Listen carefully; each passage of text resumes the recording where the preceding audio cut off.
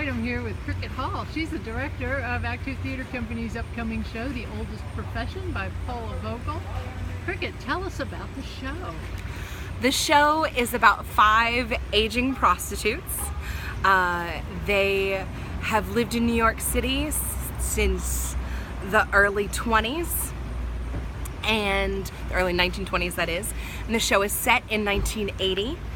And they are dealing with the reality of aging clientele, their own mortality, and dealing with how to take care of themselves in a place where they really can't retire.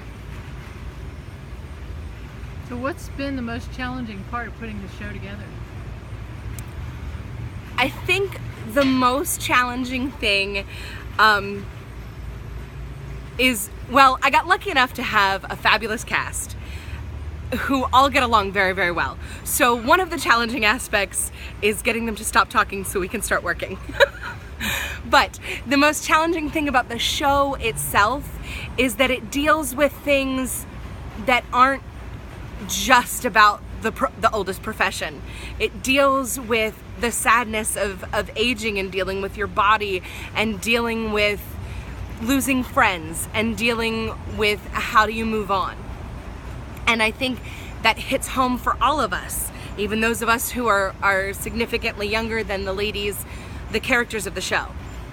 And also, there's a lot of body positivity going on with the show and with the characters because they're supposed to be sexy. I mean, they are sexy, and it's dealing with how are you sexy when you don't necessarily feel sexy and you don't feel it's okay for you to be sexy because you're older.